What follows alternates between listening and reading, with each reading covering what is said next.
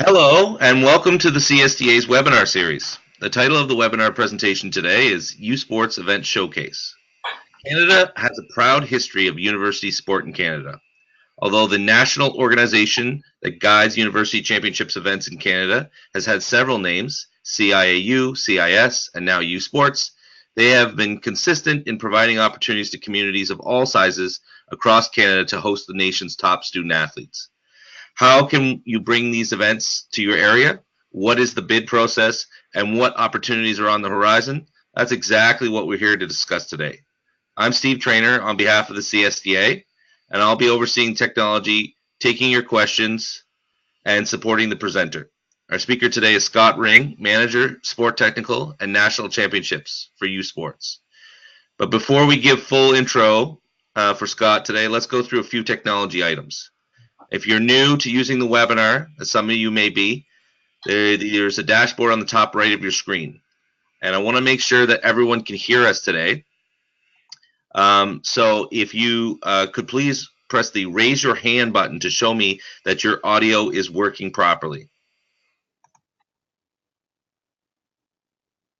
Perfectly. We see we've got some hands going up there. Everybody can hear. That's great. Now, in terms of questions, we really want to hear questions from you guys. This is an exciting topic. So you can type your question in the box near the bottom of your dashboard. Now, we'll let presenters know when we have a question, when there's an appropriate time to pause. So if you have a technology-related question or issue, please do bring these forward through the chat or question box so I can try and address them right away to ensure you get to fully experience the webinar. In terms of handouts, I just want to mention that a PDF version of the presentation is provided to you in the handouts section of the dashboard. Feel free to download it before you leave the webinar. I also want to note that I will be making the presentation and a copy of the video of this webinar today available to all participants. So let's put the technology to work. I have a few poll questions I want to pose to you all to give our speaker a better idea of what experience you have with U Sports. So the first poll question I'm going to pull up today is I actually want to find out where we're all coming from. So what type of organization do you represent? Are you an events rights holder, a destination, government or bidding organization, a service provider or industry supplier, or other?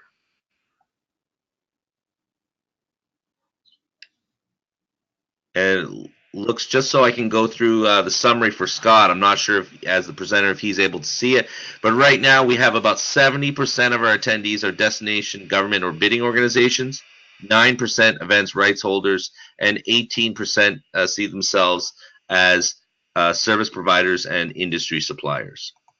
The other question I wanted to ask you guys is, do you intend to bid or help the hosting of a U Sports event in the future? So yes, no, or not applicable. And we already have a resounding 83%. It's now up to 86% of you who have said yes, you are interested in helping to bid or host a future U Sport event in some capacity. So that gives you a general idea of the interest in the events, the U Sports events, and the background of everyone that is taking part. So let's get started. I'm going to kick it over to Scott, who will introduce himself and get things started on the presentation. Scott? Perfect. Thanks, Steve, for the intro. So really glad to be here on behalf of U Sports, our board of directors.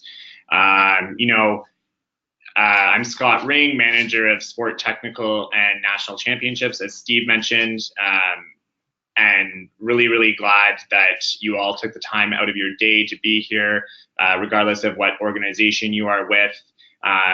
You might have seen us now attending, the CSTA Sports Events Congress that they hold every year. We're really trying to elevate these national championships, and as we do that, we know a lot of the people on this call, are people that can help us do that, help our institutions do that as we move forward after our rebrand from CIS to U Sports.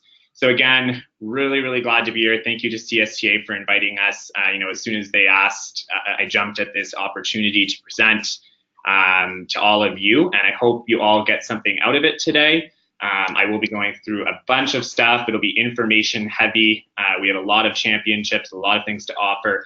And again, you can all contact me after. You'll have all my contact information, and I'm always available for a phone call with anyone. So that being said, I'd like to quickly start off by playing a video. We're all in events. Some of us in sport events, some of us in other types of events, and just something to kind of get us pumped up, ready to get going here. This is just our preseason video as we head into our national championships.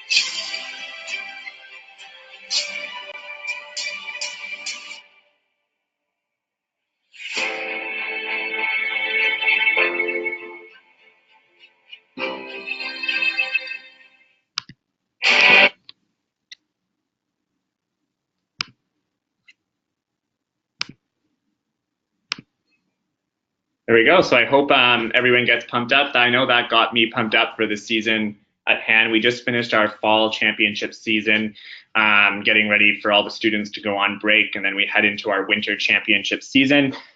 It's a quick year. It's a condensed year, but some of those clips, and like Steve mentioned, we got the CSTA's one of their senior execs, their CEO daughter in that video. So that was on purpose, Steve. So quickly, just an intro about me. I'm Scott Ring, manager of sport technical and national championships at U Sports. I started with CIS about 4 years ago. And so I was part of the staff that moved over from Ottawa. There was about 4 of us, and I've transitioned. I've been part of that transition to U Sports. And as we continue to transition, because I don't think it's ever really gone, as we continue to elevate and change the way we do things, I have been part of that process throughout. So my position specifically is manager of national champs on one end, as well as sport on the other end. So my national championships background is basically project managing our championships all the way from the bid process, which you'll hear a little bit about today, into all the deliverables that go with a national championship, and then into the transfer of knowledge process for all of our national championships across the board. And you'll see our list shortly. My other side of the job is just managing the sport side of national championships, from births to seeding to any rules, regulations that we do have with regards to national championships, as well as all of our committee administration in terms of our leadership groups by sport and coaches. So that is just a quick overview of my job. In terms of where I come from, I was a CIS athlete with Bishop's University. I played basketball there, so I don't know if there's any Bishop's alum, but go Gators go. And so I played basketball there for 4 years, was a captain for 2 of those years. I also have some parents who were heavily involved in university sport back when it was CIAU, which some people might know on this call. So I have an extensive passion for university sport in terms of what a student athlete does on a daily basis, which I believe is excellent. Going to school, taking part in training, being away almost every weekend for sport. And I think that transitions directly into our national championships, that these should be something extremely special for them. And that's what we are trying to do. I also have my colleague, Barbara Giroux, our coordinator of sport, on the call. And I want to thank her quickly too for putting this presentation and the background of this together. She helps me out with everything national champs in sport, and she's always keen to get involved. Say hi, Barbara. Hi, everyone. Thank you, Scott. Okay. Table of contents. Quickly, I'll just go through what everyone probably goes through initially in their table of contents, is just give a little bit of a more in-depth overview about U Sports, what national championships we offer. By the numbers, that's referring to just specific numbers that we have from championship to championship that some of you may be interested in. I could give more numbers after the call as well. A quick bid book overview. I won't go through it in depth, but I will show you where our bid book is located. I will take you through it. So again, you'll have the video of this after, as Steve explained. Timelines in terms of next steps after championships that are already allocated, and then kind of give you the opportunity to ask questions. I know Steve will interrupt me during the call if some of you do have questions, and I do implore you to ask questions whenever you want. I'm here to answer as all I can. If I can't answer right now, I will definitely get you an answer in the coming weeks after this call. Okay, so quickly about U Sports. So as I still call it our new brand, but I think by now most people know we have transitioned, but it is still fairly new in the way that we are continuing to change everything we do. It started with the brand, but as we move now into becoming more digital, more commercially viable, and as well as also refining our bid processes and the way we run our national championships. So these all things are changing with the brand that went from CIS to U Sports. A quick kind of overview of why. We were CIS SIC. There was definitely some confusion in the marketplace in terms of what we were. Were we English? Were we French? This logo is bilingual. U Sports, U Sport. It represents our brand with the U. The new logo is inspired by the bold letter forms found on university athletic logos. And it really kind of caters to that youth that we're trying to kind of say, stay here in U Sports. This is also a great product. One of the most best kept secrets in the country in terms of sport events and the quality of athlete on the field. So again, Steve mentioned this, but we are the governing body of university sport in Canada, compiling of 4 regional athletic conferences and 56 degree granting universities across the country. The sports listed here are what we do sanction. So anywhere from football, which is one of our marquee, to women's field hockey, and everything in between. We have 21 national championships out of those sports, out of those 12 sports. And then we also have 2 semifinal bowl football games, which are nationally televised, which are part of that football program. So these are the sports that we do sanction and that do have a U Sports national championship tied to them, and that do receive a U Sports banner and all the services that we provide.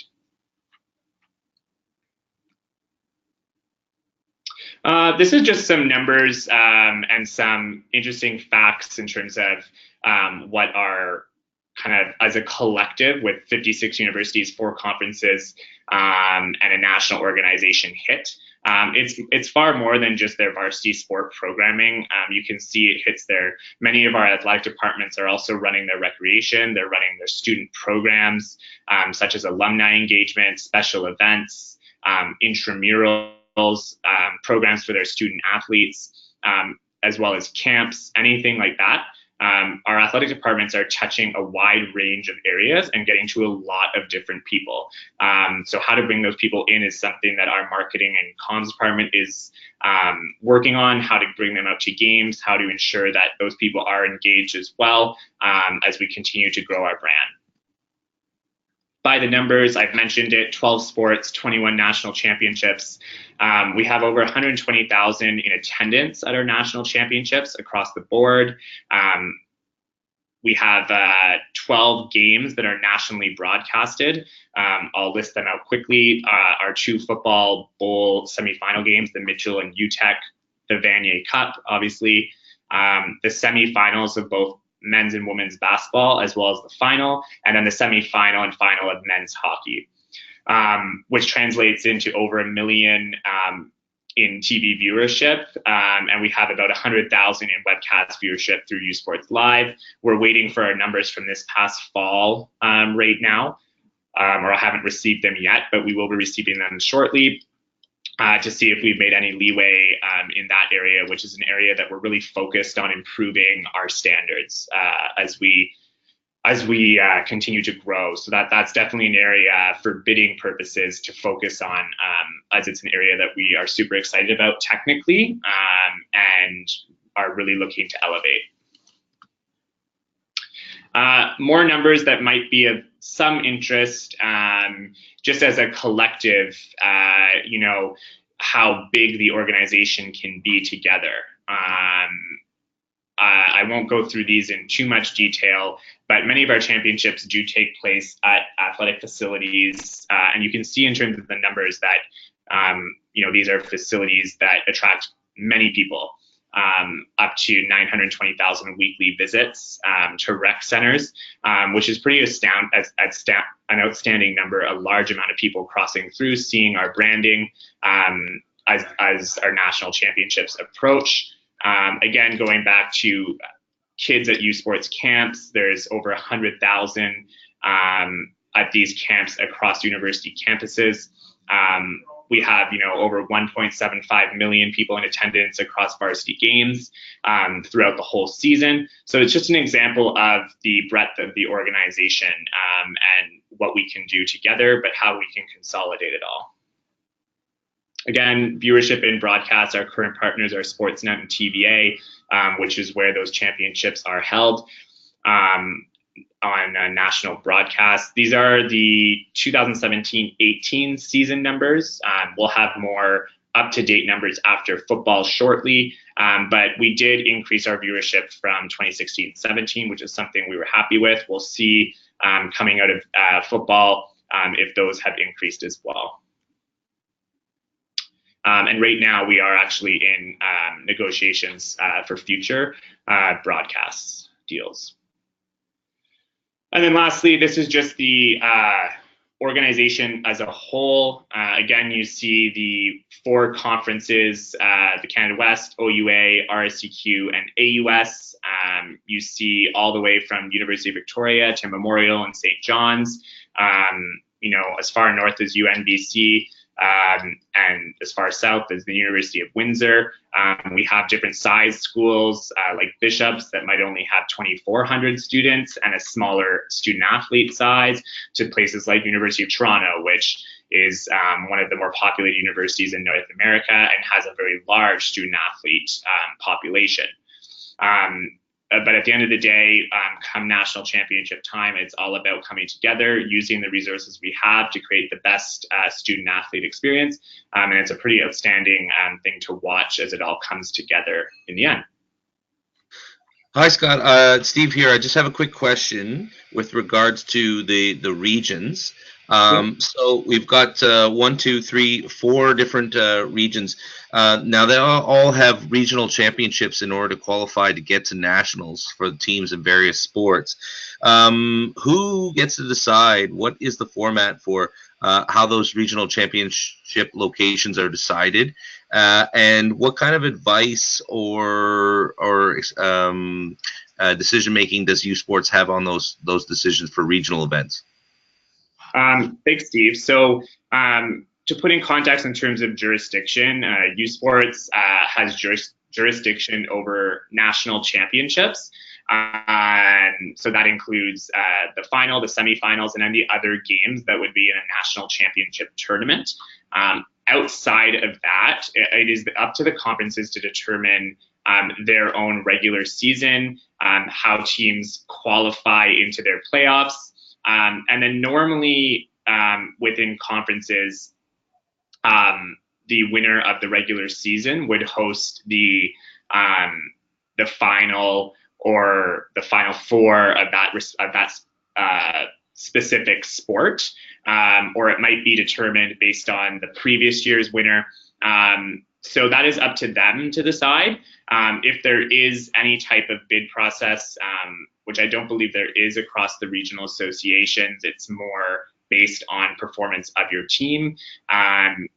We do constantly share best practices and work very closely with those organizations in terms of anything that they require.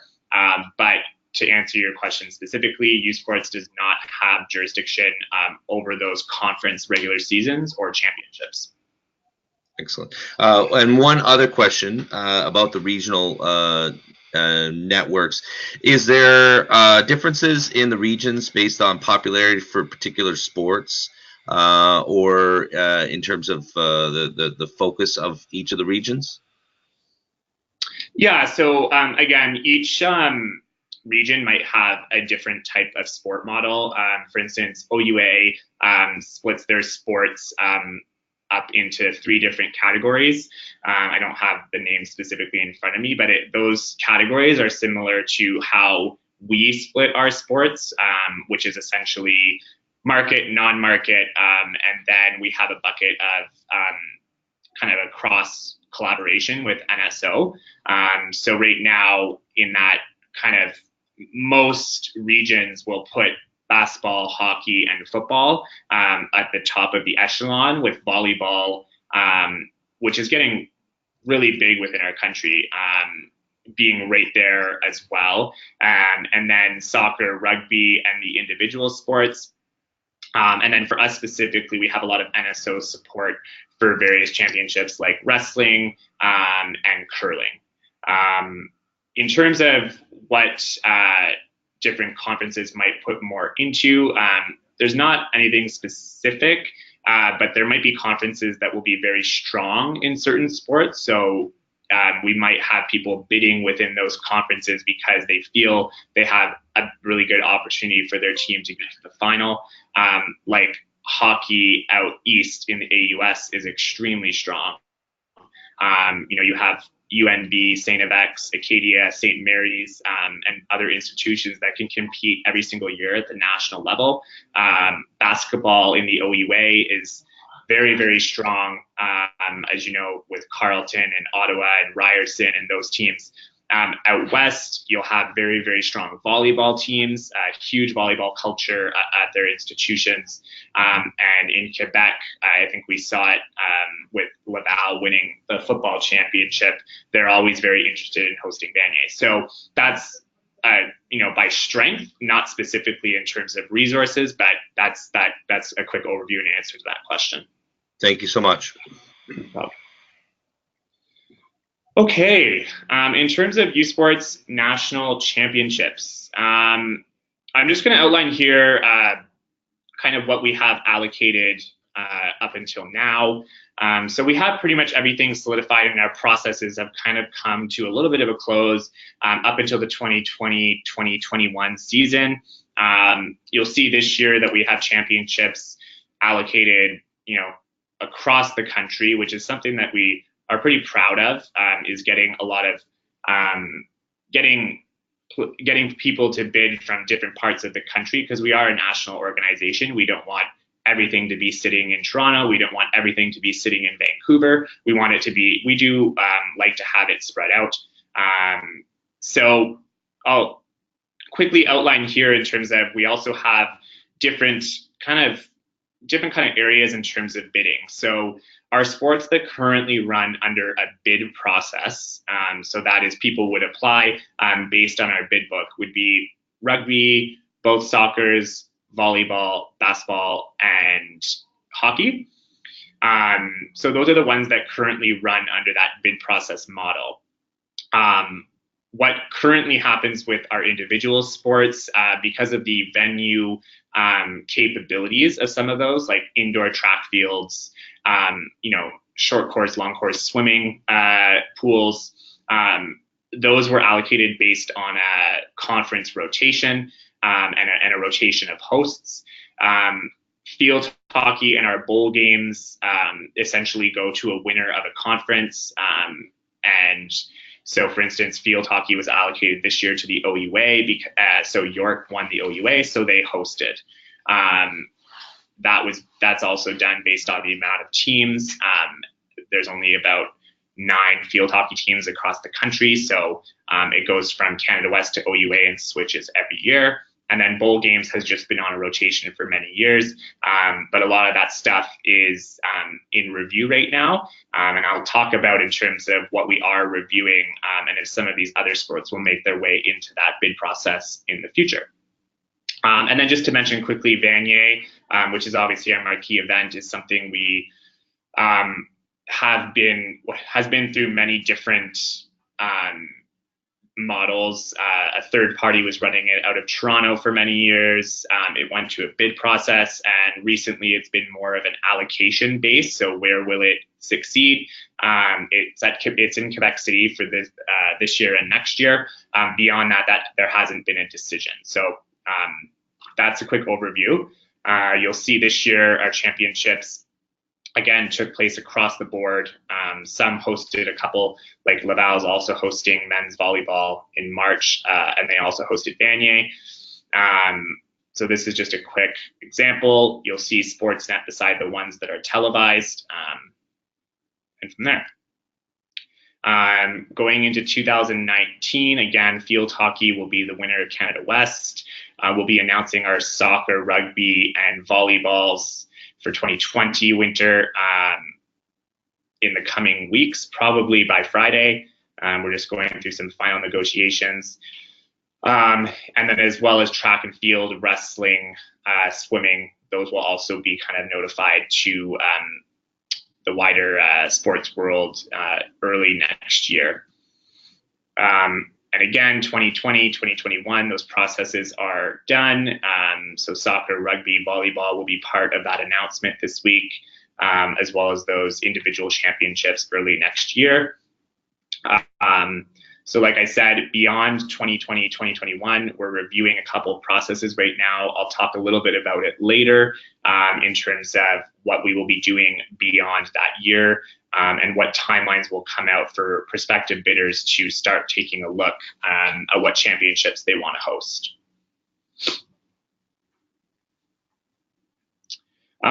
So I decided to quickly put together also some numbers from last season. We do compile that you may be interested in going forward. And I'll talk a little bit about specific championships. I'll talk a little bit about why some numbers might be a little bit low in comparison to others. And I'll talk about some championships that might be lower in the spectator realm, but higher in other areas that you might see fit. So again, I've listed the sports at the top that don't necessarily follow a bidding process right now. In terms of our fall, you'll see rugby, cross country are there, as well as both soccer's and Vanier. So I'll just go right back to here. I like to always point out our individual championships that, might be a little bit less on the spectator side, might be higher in room nights. So for instance, when I get to track and field and swimming, and wrestling, there's far more athletes taking part in these than there would be for a team championship that has 8 teams, because a lot of them are through qualification. We're talking some like cross country that may get up to over 350 athletes competing in the event, whereas rugby will be probably more towards the 250 range. So that's just an example. Rugby spectators, 845 across the tournament. It was a little bit low last year. I don't know if anyone saw any pictures, but there was a huge snowstorm in Lethbridge, Alberta last year, which some games ended up having to be canceled because of the severe weather. So that's a reason why that is pretty low, just because of the issues with weather.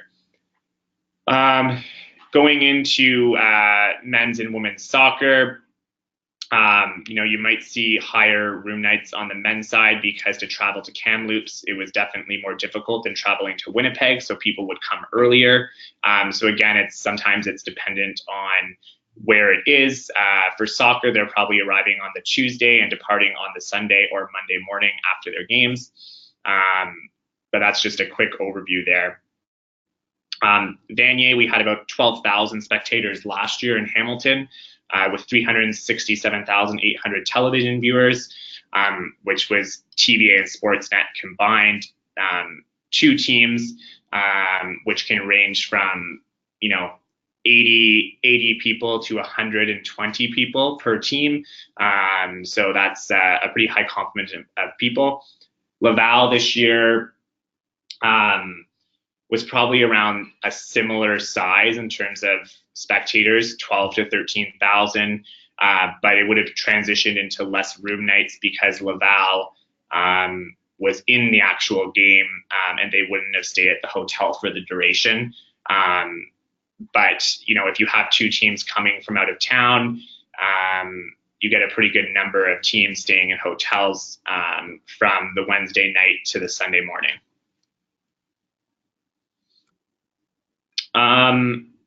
Again, I'm going now into some of our individual championships, which might not attract as many spectators, but a huge amount of athletes and room nights for any community.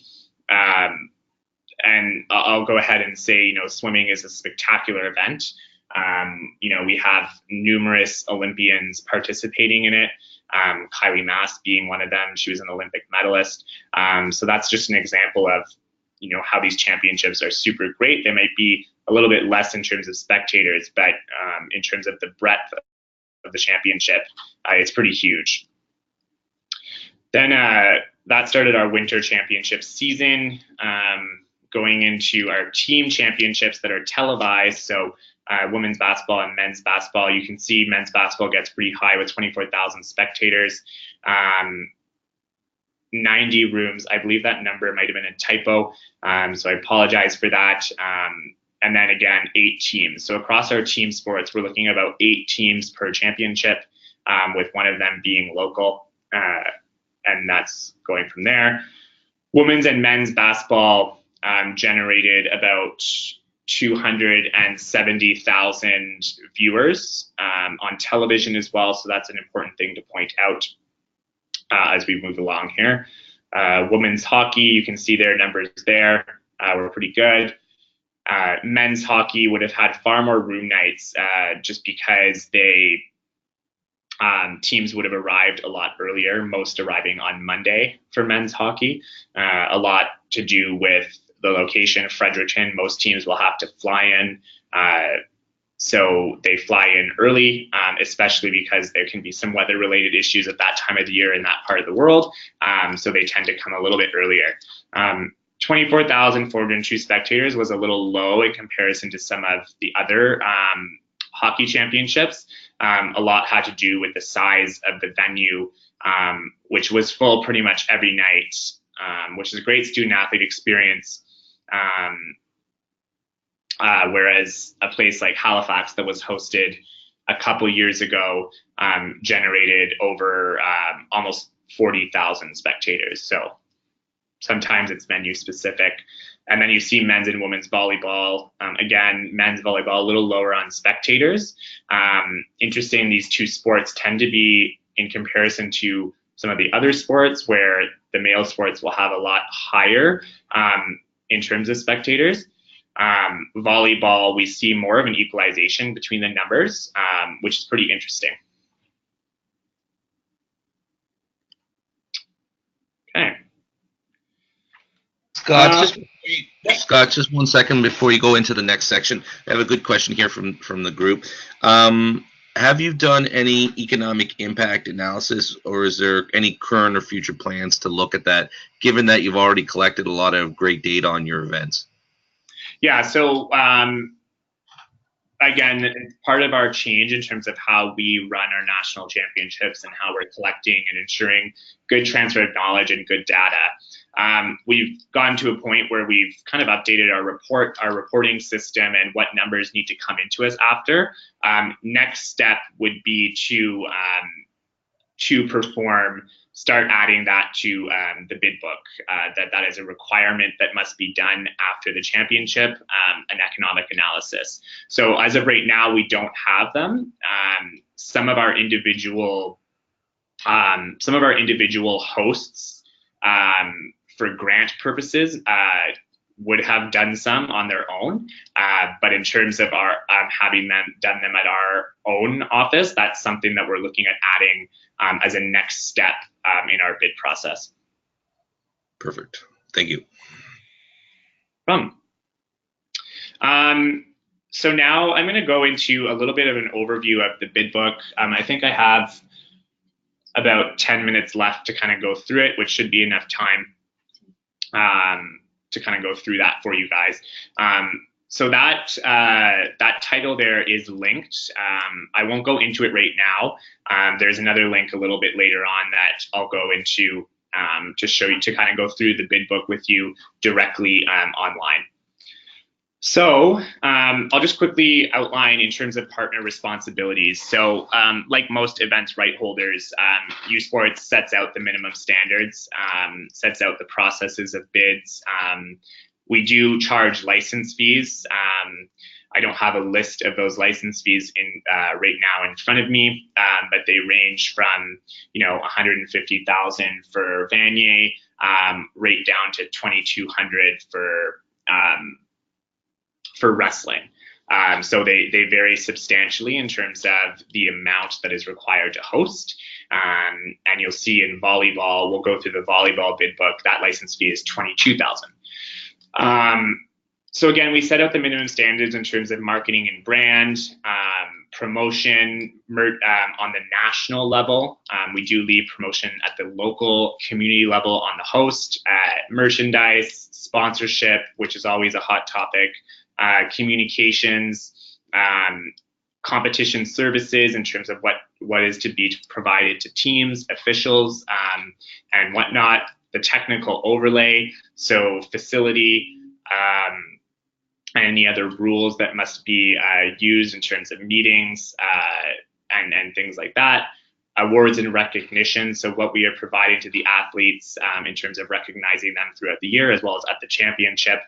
And it is a mandatory element of the championship that a banquet must be held prior to the first game for team sports. It can be held after for individual sports, as well as setting the standards in terms of reporting and transfer of knowledge, which is another area that we're working heavily on improving and refining.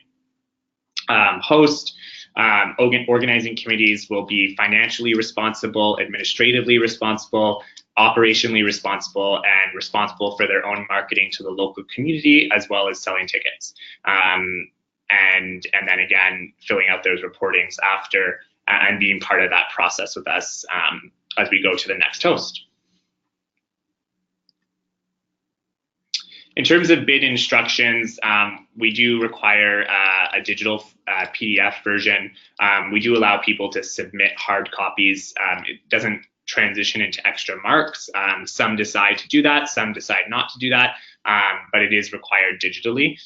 In terms of language, something that might differ from other bid processes, which we do receive some feedback on, is that any bid submitted to us must be in English and French.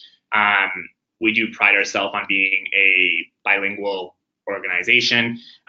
So, that language with having committee members speaking French, and in order to allow bids to be presented and reviewed fairly, we do require it in both languages. So that's something to keep a note of.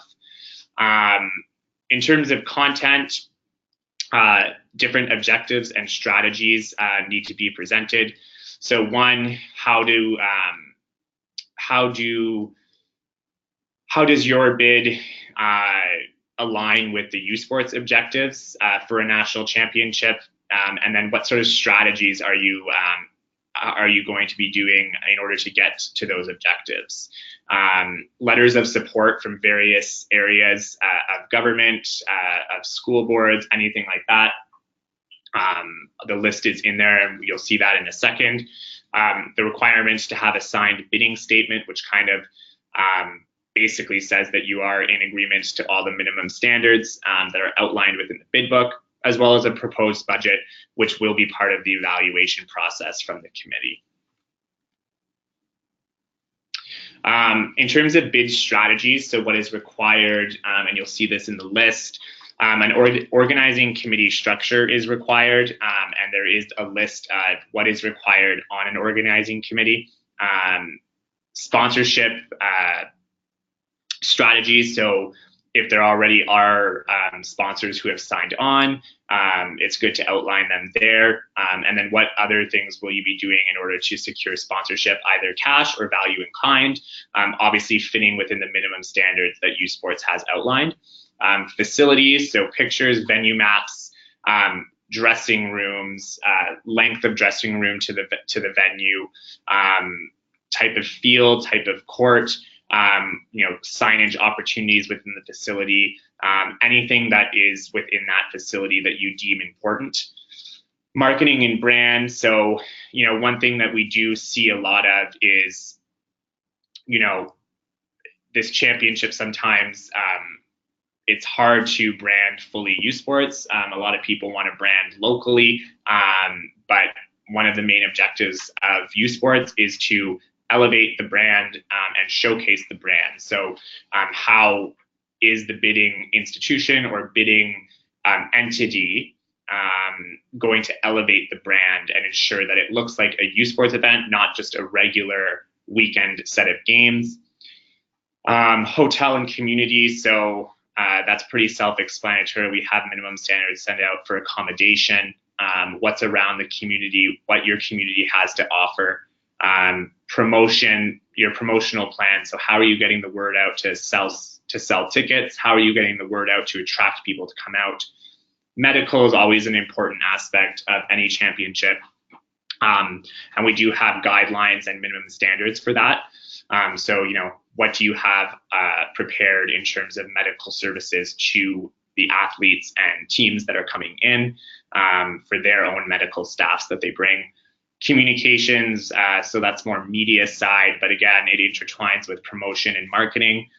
Awards and ceremonies, again, a mandatory element of our championship is to have a banquet either prior for team sports or after for some of our individual sports. So what are your plans surrounding that? What are your plans to showcase these athletes who have had all tremendous seasons on the national stage? And then ticketing, one of the most important things for any event is bums and seats, and that translates into a great student athlete experience. So how will you sell out your venue? How will you ensure that people are going to come?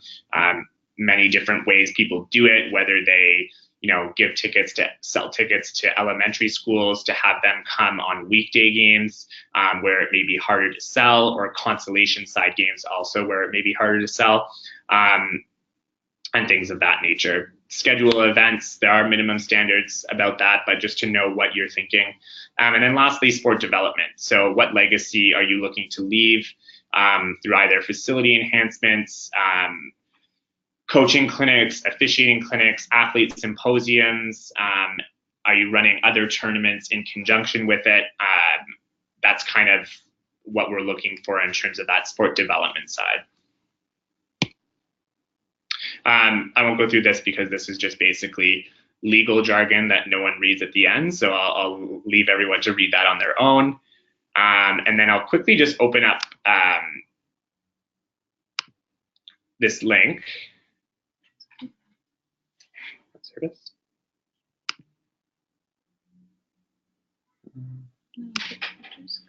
There we go.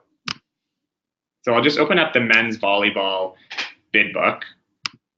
And I'll quickly outline some key areas of it. So as we go through, you got your table of contents. And again, this is a brand new bid book. So we've really taken the last 2 years to, one, add minimum standards, which is something that we didn't necessarily have before.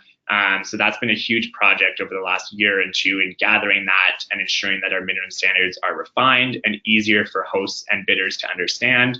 And also to the graphics of it. So we've made it look a little bit nicer instead of just a typical form that people were to fill out. So here is kind of where it begins in terms of outlining our objectives for a national championship. So how can a bidder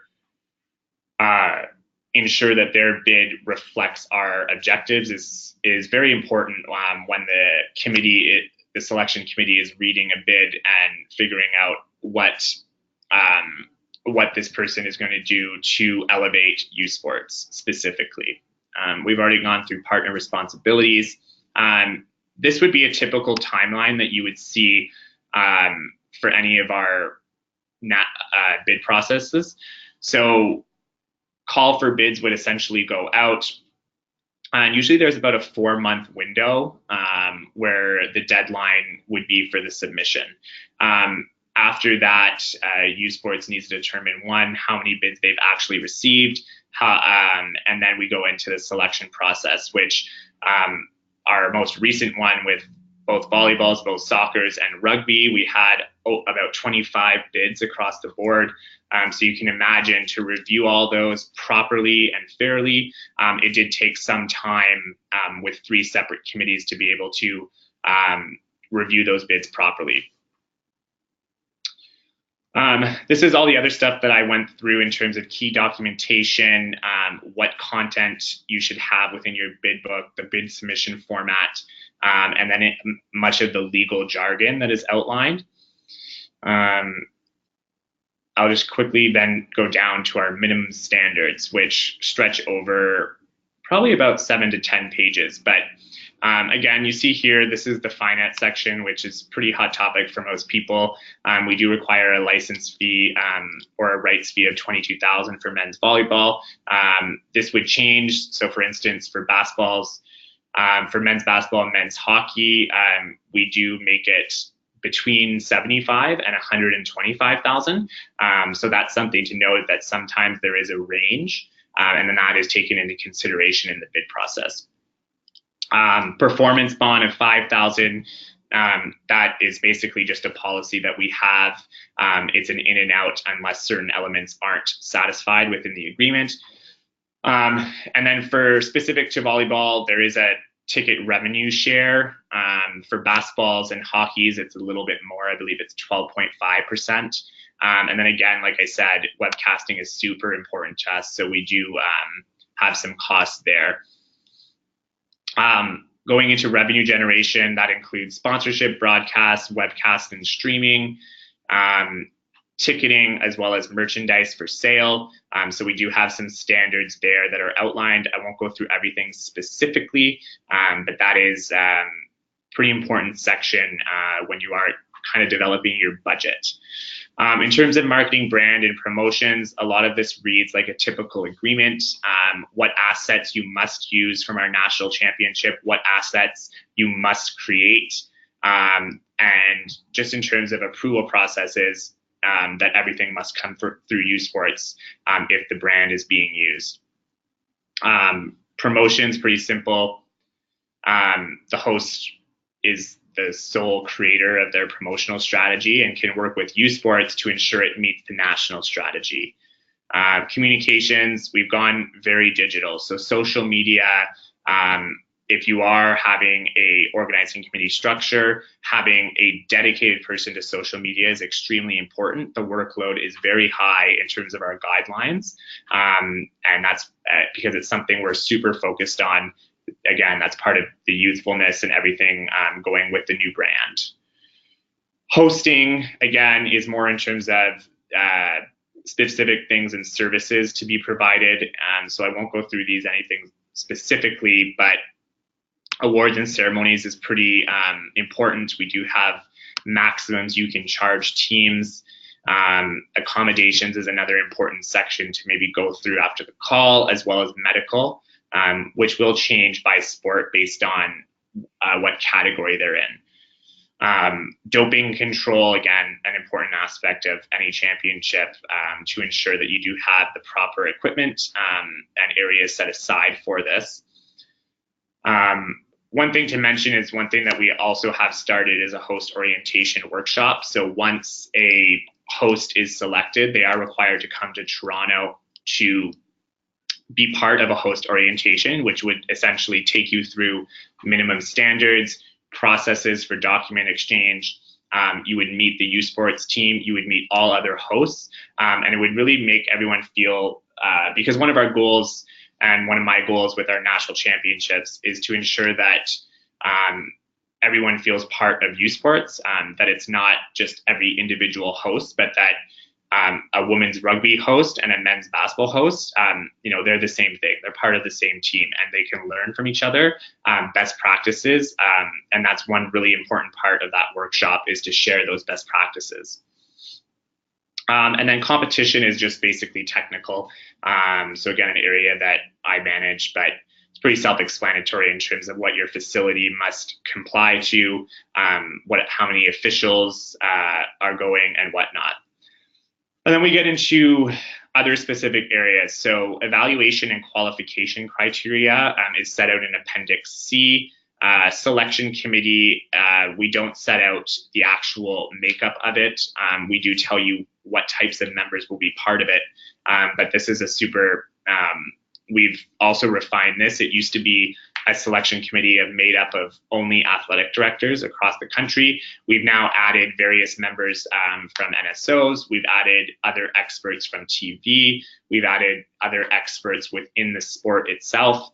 So we've really kind of broadened who sits on these committees moving forward. And it's something that we're super excited about moving into the future. The rest is mostly legal jargon and general terms and conditions. Appendix A would be your bidding statement. So what you need to fill out as with the bid. Appendix B would be the budget template, which must be filled out. And then Appendix C, you see here, is the evaluation criteria that the committee will be looking at. And again, this is a bid book that has already been sent out, has already been used. Whenever we do send out another bid book, there will be updates to minimum standards. There will be updates to some of the evaluation criteria based on debriefs. So just to keep a lookout that this is not a bid book that will go out in the future. There will be some minor changes here and there as we go forward.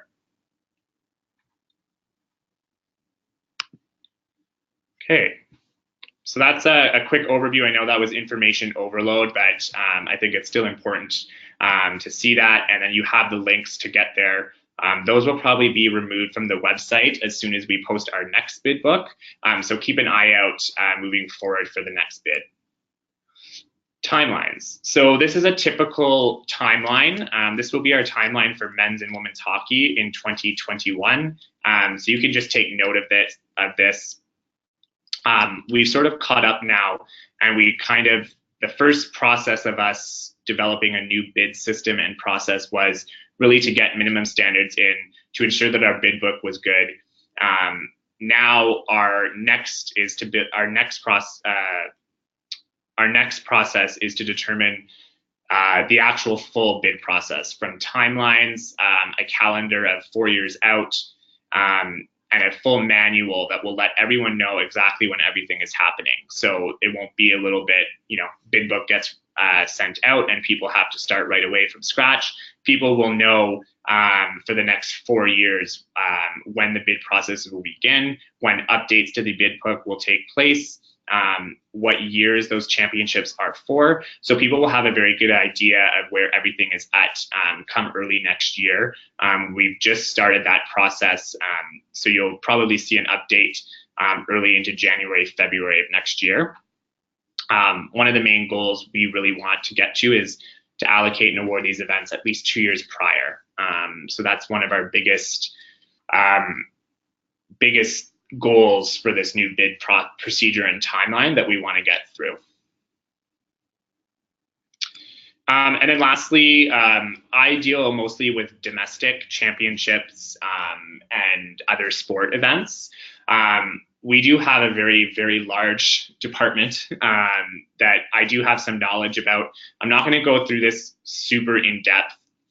You have the links there, but international. So I don't know if anyone knows about the FISU Universiades, but that is the second largest multi-sport event in the world after the Olympics. So it is a huge event. We're talking, Canada sends a delegation of 300 athletes, right, Barbara? 150 in the winter and 350 in the summer. Okay, so yeah, 150 in the winter, 350 in the summer. So we're sending huge teams, so it is a really big event. That being said, there's two different cycles. There's the Universiades, which happen every odd year, summer and winter in the same year. And then every even year is the World University Championships, which are single sport events for sports that do not participate in the Universiade. So all of these are open for bid. The information for these is located at the links that you see. And then I'll just quickly say this, that if anyone is interested in bidding or hosting for these events, you do end up needing to come through U Sports, who is the rights holder and franchise holder for FISU. And we can help provide documentation and assist in the bidding process with any information you require. So that is just an overview of international. If you do have any questions about that, by all means, send them to me and I can direct you in the correct location. So that is it for my presentation. I know it was a lot and my voice is probably annoying everyone. But I guess right now I'll open it up for questions, Steve, if anyone has any. And if I can't answer, I am by all means able to hop on a call after this and discuss any questions you may have post-call. Absolutely, Scott. Don't worry about it. We've really enjoyed having you speak, and there is a lot of questions here.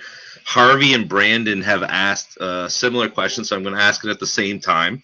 So the first question was by Harvey was, are these bid processes usually led by the university or sport tourism official in the host city? He also said, do the bidding cities need to have a university with a competing sport in that championship? And the other question from Brandon, are potential hosts expected to partner with a local university, or can they bid independently? So 3 interconnected questions. Basically, who gets to take part in the bid process with U Sport, and whether or not you need to have a university on board with your bid. Yeah, so I would say I have a couple answers to that. So right now, as it stands, there is still the requirement to have a partner university who will be kind of that host university. That being said, and that's specifically related to the hosting of a championship. That being said, we have championships that run currently where there may not be, that team might not be within that city. For instance, men's basketball running out of Halifax, with the host institution being St. FX or Acadia, which it has been in the past. They're not in that city, but they're just designated that host institution, and it is run by a third party. So it's kind of that host institution presents the bid in conjunction with that third party, and then basically for the championship, the only person that I deal with is basically that third party. I deal a little bit with the institution, but more on finance, and the operational side of it comes through that third party. Okay. For bidding specifically, I will say that it's a little bit of both. So definitely in our most recent processes, the institutions were the ones that sent the bid in, but that doesn't necessarily mean that they were the ones that wrote it. I don't want to give any specific examples, but we did have on many occasions, it was actually the destination who was presenting the bid and being part of that bid. And that's something that the selection committee was extremely excited about. When it was just an institution coming on, it was harder to know, okay, well, they say they're partnering with the destination, they say they're partnering with tourism, but what are they actually partnering on? When the destination came on and was actually presenting the bid and being part of that process, you could really feel that there was a need and want for that destination to be involved and really help our institutions host the best events. I would say for a lot of our events right now, especially the smaller ones, it's very, very important to have a host team who is strong. They're just not generating a super amount of spectators. So having a host team that's very strong and able to get to that final or that semi-final is important. For some of our larger events like Vanier Cup, we didn't have any host institution in Hamilton. It was 2 teams from out of town that came in and participated. For basketball and stuff, they still have a host institution. So what I would say is part of our bid process is you need to have relationships with your destinations, your cities, and your tourism groups. So part of what should be done, it should be a collaboration between the institution and the destination, and then how you guys work out how the championship is run is something that you can present in the bid. Excellent. Final question, just quickly. You talked a lot about the workload for communications and social media has increased, especially since you're dealing with a population that you know, really thrives on communications and social media. What mediums is U Sport finding that they need to focus on for these championship events based on the population that you're serving? So we, what I'll say is we use a couple of different mediums. So Instagram is more for, we use for more like behind the scenes, which is something that like a lot of, younger people are interested in. They're interested in seeing athletes warm up. They're interested in seeing an athlete take over, the Instagram and be part of that. And as well as like post-game interviews are used on Instagram stories, as well as we post photos, and stuff, after the championship on Instagram. Twitter is more used as a news-based platform for us. So any releases that go out are posted there. In terms of game highlights, what else would be play-by-play, things like that can be used on there, and any video recaps as well during the game, like replays are used on Twitter. Those are the 2 main platforms we use. We also use Facebook, but not to the extent we use the 2 other platforms. Those would be the 3 main ones we use right now. Okay. All right, so I'm going to wrap it up just because we are over time, but it's not over in terms of our follow-up with you guys. You can expect me to follow up in the next day with a copy of the handout, a link to the presentation from today for your viewing pleasure, and you can share it with your colleagues. I want to thank Scott for his speaking today. He did an amazing job, one of the rising stars in sport tourism and sport events. I want to thank everyone for their participation. And it was really great to have those questions come in, so thank you very much for those that asked questions. In terms of our schedule, our next webinar is going to take place in January. It will feature the events of Golf Canada, and I want you to please stay tuned in the coming weeks for announcements about the next set of webinars to take place in the new year. If you have any ideas about topics you would like to attend online for 2018-19 for these webinar series, or if you'd like to pursue a sponsorship for the webinar, please feel free to contact me. I look forward to following up, and I thank all of you for your participation today. Thank you, Scott, and thank you, Barbara. You guys did an amazing job. Thank you. Thanks, Steve. Thank you.